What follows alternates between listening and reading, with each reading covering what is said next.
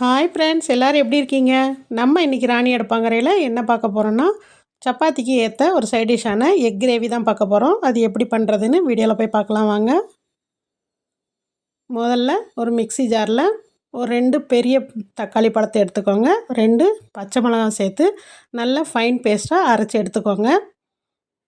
நான் ஒரு 7 முட்டை பாயில் பண்ணி எடுத்திருக்கேன். இதை ஒரு சின்ன சின்ன கீரல் போட்டுக்கலாம். ஏன்னா இதில் நம்ம உப்பு காரம்லாம் சேர்கிறதுக்கோசரம் நம்ம இந்த முட்டையை கீரல் போட்டு எடுத்துக்கலாம். அடுத்ததாக அடுப்பை பற்ற வச்சு ஒரு வாணலி வச்சுக்கலாம். எண்ணெயை ஊற்றி எண்ணெய் காஞ்சதும் நம்ம அதில் ஒரு அரை டீஸ்பூன் அளவுக்கு மஞ்சள் தூள், ஒரு அரை டீஸ்பூன் அளவுக்கு மிளகாய்த்தூள், தேவையான அளவு உப்பு, இது எல்லாத்தையும் நம்ம நல்லா கலந்து விட்டுறலாம். நம்ம ஏன் எண்ணெயிலே இதெல்லாம் சேர்க்குறோன்னா, பாருங்கள், நான் மசாலாவை சேர்த்த உடனே எந்த அளவுக்கு கலராக இருக்குது பாருங்கள். இப்போ நான் அந்த வேக வச்ச முட்டையை இதில் போடவும் அதில் நல்லா உப்பு, மஞ்சள், காரம் எல்லாமே நல்லா கலந்து கோட்டிங் ஆகி வரும். அதனால தான் நான் எண்ணெயிலே இதை வறுத்து எடுத்துக்கிறேன். இப்போ பாருங்கள், முட்டையை போட்டு நல்லா லைட்டாக வறுத்து எடுத்துக்கலாம். ஒரு 2 நிமிஷத்துக்கு நல்லா வறுத்து எடுத்துக்கலாம். அப்போ தான் அதில் உப்பு காரம் எல்லாம் நல்லா பிடிச்சிரும். பாருங்கள், இப்போ இதில் நான் வேக வச்ச உருளைக்கிழங்க, நான் ஒரு 2 உருளைக்கிழங்கு எடுத்துக்கிறேன். அதையும் நம்ம அந்த எண்ணெயிலே ஃப்ரை பண்ணி எடுத்துக்கலாம். உருளைக்கிழங்கையும் முட்டையும் ஒன்றா போட்டு ஒரு விசில் விட்டு வேக வச்சு எடுத்துக்கோங்க. அப்போ தான் அந்த உருளைக்கிழங்கு உடையாமல் இருக்கும்.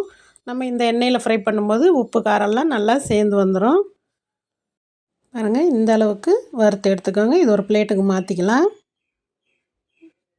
இப்போ அதே கடாயை நான் கழுவி எடுத்து வச்சுருக்கேன்.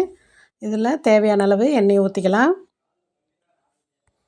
நீங்கள் ரீஃபைண்ட் ஆயில் எடுத்துக்கலாம், இல்லைன்னா நல்லெண்ணெய் கூட எடுத்துக்கலாம்.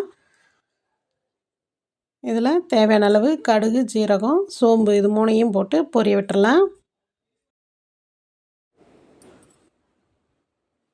சோம்பு சேர்க்கும்போது இந்த குழம்பு நல்லா வாசனையாக இருக்கும். இதோடைய ஒரு சின்ன துண்டு பட்டை, ஒரு லவங்காய், ஒரு ஏலக்காய் நான் சேர்த்துக்கிறேன். கரம் மசாலாவும் பொரிஞ்சதுக்கப்புறம் ஒரு பெரிய சைஸு 2 வெங்காயத்தை எடுத்து பொடிசாக நறுக்கி எடுத்துக்கோங்க. இந்த கிரேவிக்கு வெங்காயம் தான் அதிகமாக சேர்க்கணும். அதனால் நல்ல பெரிய சைஸாக பார்த்து கட் பண்ணி எடுத்துக்கோங்க. இதையும் நல்லா பொன்னிறமாக வதக்கி எடுத்துக்கலாம்.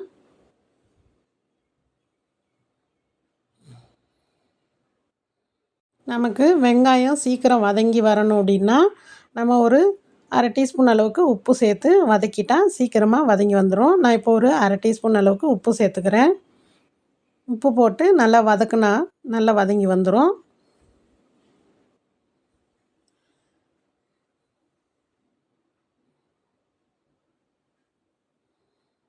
பாருங்கள், எந்த அளவுக்கு சீக்கிரமாக வதங்கி வந்துருச்சு. இந்த ஸ்டேஜில் நான் ஒரு டீஸ்பூன் அளவுக்கு இஞ்சி பூண்டு பேஸ்ட்டு சேர்த்துக்கிறேன். அதையும் போட்டு பச்சை வாசனை போகிற வரைக்கும் நம்ம அதை வதக்கி விட்டுருவோம்.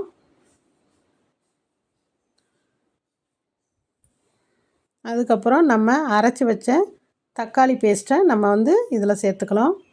நம்ம ஏன் தக்காளியை நம்ம அரைச்சி சேர்த்துக்கிறோம் அப்படின்னா, இந்த கிரேவி நல்லா திக்காக நல்ல ஒரு கன்சிஸ்டன்சியில் கிடைக்கும். அதனால தான் நம்ம அரைச்சி சேர்த்துக்கிறோம்.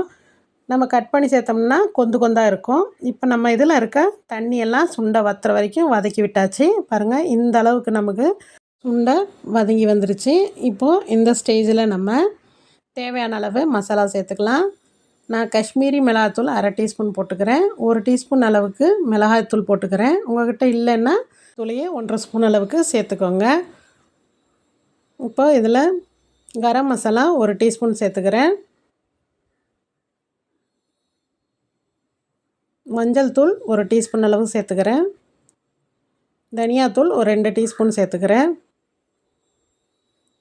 இது எல்லாத்தையும் நம்ம நல்லா பொன்னிறமாக வதக்கி விட்டுருவோம்.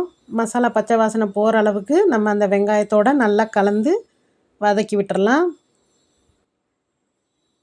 இன்னொன்று சொல்ல மறந்துட்டேன், நீங்கள் உருளைக்கிழங்க தோலோடவே முட்டையோடு சேர்த்து ஒரு விசில் வச்சு எடுத்துக்கோங்க.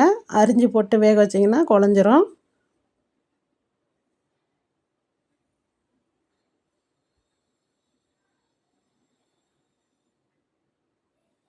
இந்த அளவுக்கு பச்சை வாசனம் போக நம்ம வதக்கி விட்டாச்சு.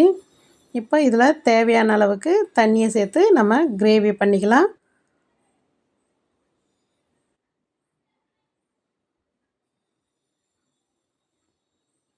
தேவையான அளவு தண்ணியை ஊற்றிக்கோங்க.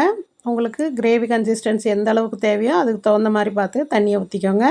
நிறைய தண்ணி ஆயிடுச்சுன்னா குழம்பு பதத்துக்கு வந்துடும்.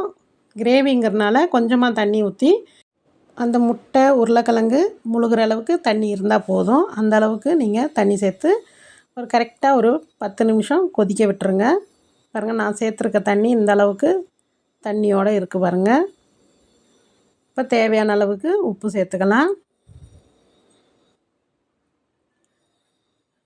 உப்பு சேர்த்து ஒரு மூடி போட்டு நம்ம ஒரு 10 நிமிஷத்துக்கு கொதிக்க விட்டுருவோம். அதில் இருக்க எண்ணெயெல்லாம் பிரிஞ்சு வரட்டும். 10 நிமிஷம் கழித்து பார்த்தா பாருங்கள் எந்த அளவுக்கு கொதித்து தண்ணியெல்லாம் வற்றி வந்திருக்கு. இப்போ இந்த ஸ்டேஜில் நம்ம இந்த முட்டையும் உருளைக்கிழங்கையும் சேர்த்துக்குவோம்.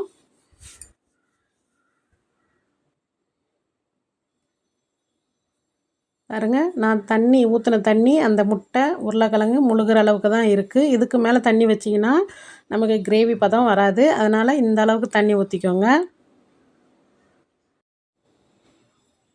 இப்போ இது ஒரு 5 நிமிஷத்துக்கு எண்ணெய் பிரிஞ்சு வர வரைக்கும் நம்ம இதை கொதிக்க விட்டுருவோம். பாருங்கள், இந்த அளவுக்கு எண்ணெய் பிரிஞ்சு வந்திருக்கு. இப்போ கரெக்டான கிரேவி கன்சிஸ்டன்சிக்கு நமக்கு இது கிடச்சிருச்சு. இப்போ லாஸ்ட்டாக நம்ம கொத்தமல்லியை மேலாப்பில் தூவி விட்டு ஸ்டவ் ஆஃப் பண்ணி விட்டுறலாம். ஃபைனலாக நம்ம கொஞ்சமாக கொத்தமல்லி நறுக்கி நம்ம மேலாவில் தூவி ஸ்டவ் ஆஃப் பண்ணிக்கலாம். பாருங்கள், அருமையான முட்டை கிரேவி ரெடி ஆயிடுச்சுங்க. இந்த முட்டை கிரேவி சுட சுட சாதத்துக்கும் சப்பாத்திக்கும் அருமையாக இருக்குங்க. இந்த ரெசிப்பியை ட்ரை பண்ணி பார்த்துட்டு எப்படி வந்துச்சுன்னு எனக்கு கமெண்ட் பண்ணுங்கள், லைக் பண்ணுங்கள், ஷேர் பண்ணுங்கள். மறக்காமல் ராணி அடுப்பாங்கரைக்கு சப்ஸ்கிரைப் பண்ணுங்கள். தேங்க்ஸ் ஃபார் வாட்சிங்.